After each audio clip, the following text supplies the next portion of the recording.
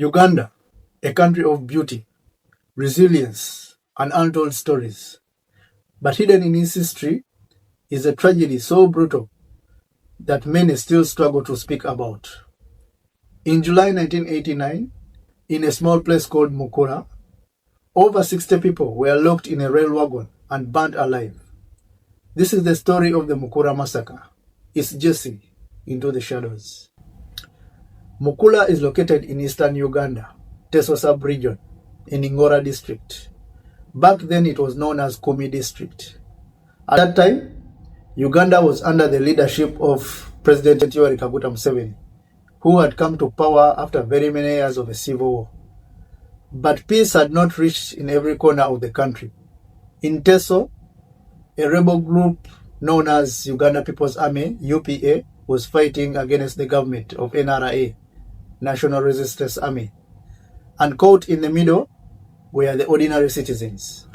The government suspected that very many villagers were collaborating with the rebels, so military operations intensified. Villagers were being arrested even without evidence.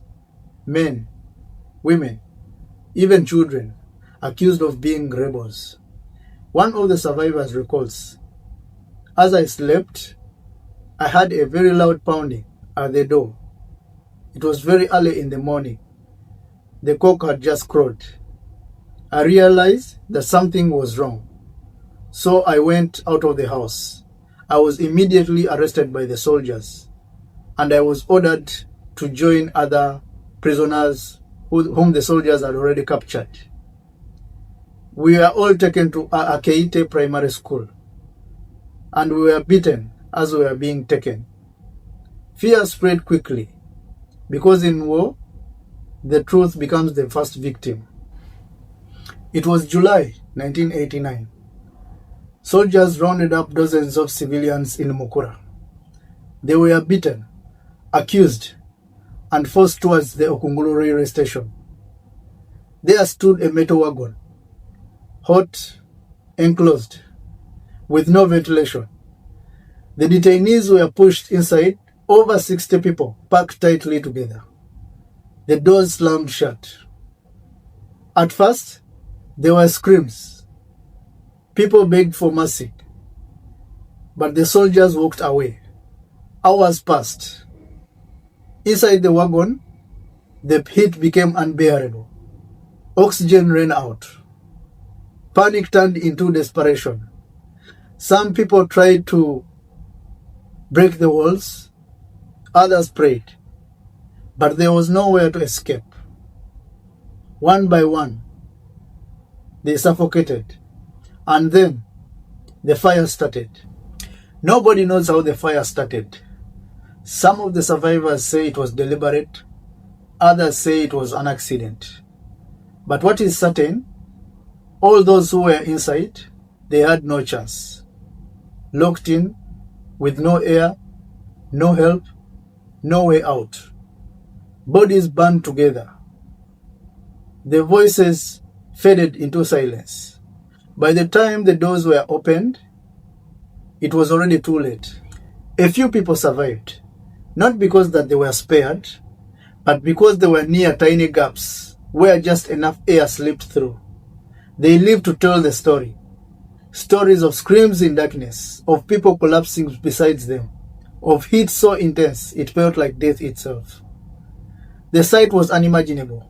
Burned bodies, twisted remains. A mass grave was later created to bury the victims. For years, the Mukura Massacre has remained largely unspoken. No immediate justice, no clear accountability. Families mourn in silence. Uganda moved on, but Mukura stayed in the shadows. Eventually, the government acknowledged the tragedy. A memorial site was established in honor of the victims, as well as a secondary school was constructed in memory of the victims. Also, the president promised accountability for all the soldiers who were involved in the massacre.